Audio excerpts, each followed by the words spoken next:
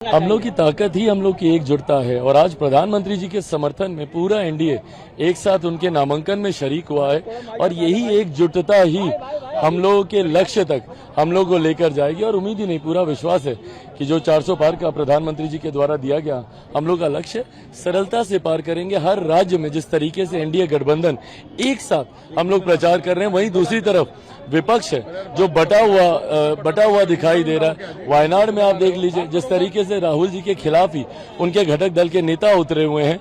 आम आदमी पार्टी दिल्ली में साथ दे रही है, पंजाब में विपक्ष में है, तो ये बटा हुआ विपक्ष वहीं एनडीए की एकता। लेकिन एक तरफ कांग्रेस पार्टी कह रही है कि 180 से ज्यादा का आंकड़ा पार नहीं होगा, आप लोग का नारा है 400 पार। विपक्ष तो बड़े बड़े आंकड़े इसी तरीके के अपने पक्ष में भी 14 में भी देती आई थी, 19 में भी देती आई थी। परिणाम उनको पता चला इस बार कांग्रेस और उनके घटक दल ऑल टाइम लो पर जाए। बिल्कुल होगा। और आज का नामांकन जिस तरीके से पूरा एनडीए एकजुट होकर प्रधानमंत्री जी के समर्थन में हम लोग सामने आए, यही हम लोग की ताकत भी है। एनडीए की एकजुटता आप देख लीजिए, हर राज्य में जिस तरीके से एनडीए एक साथ मिलकर हम लोग प्रचार प्रसार हम लोग कर रहे हैं, कैंपेनिंग हम लोग कर रहे हैं। वहीं दूसरी तरफ बटा हुआ विपक्ष है, वहीं दूसरी तरफ आप विपक्ष के नेताओं को देख लीजिए। वायनाड का ही उदाहरण ले लीजिए, इन्हीं के घटक दल उन्हीं के सामने, राहुल जी के सामने चुनाव लड़ रहे हैं।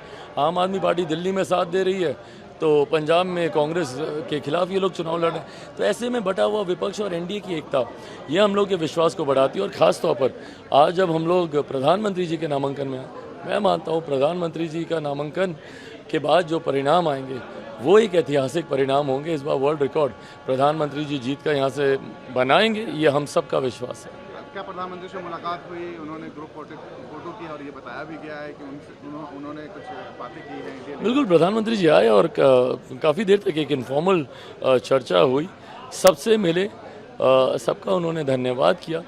और 4 जून के बाद अब दोबारा सब लोग बैठेंगे, इस बात का उन्होंने विश्वास भी दिलाया। नीतीश कुमार नहीं आए आज जिस तरीके से बिहार में एक दुखद घटना घटी है, आदरणीय सुशील मोदी जी, पहली बात तो ये बात अभी तक हम ही लोगों को नहीं यकीन हो रहा कि ऐसी घटना घटी और वो हम लोग के बीच नहीं है। पिछली बार जब मैं उत्तर प्रदेश आया था तो हम लोग अयोध्या गए थे साथ में भगवान श्री राम की प्राण प्रतिष्ठा के लिए। उस वक्त वो साथ में थे, लंबी मुलाकात बातचीत उनसे हुई। तब तक हम लोग को इस बात का अंदाज़ा भी नहीं था कि वो किसी ऐसी बीमारी से ग्रस्त हैं। और देखते देखते महज 4 महीने के भीतर उनका चले जाना हम लोगों के लिए, मेरे लिए खास तौर पर उनसे एक पारिवारिक रिश्ता रहा। मेरे पिता के वो पुराने मित्र, सहयोगी रहे, युवा पीढ़ी के लिए आदर्श रहे। जिस तरीके से हर चीज़ का अध्ययन कर कर डेटा के साथ, तथ्यों के साथ वो बातों को रखते थे। विपक्ष की भी भूमिका उतनी गंभीरता से, सत्ता पक्ष में उप मुख्यमंत्री की भूमिका भी उतनी गंभीरता से उन्होंने निभाई। तो ऐसे में उनका जाना हम सबके लिए दुखद है। मुख्यमंत्री जी का नहीं आ पाना यही कारण रहा।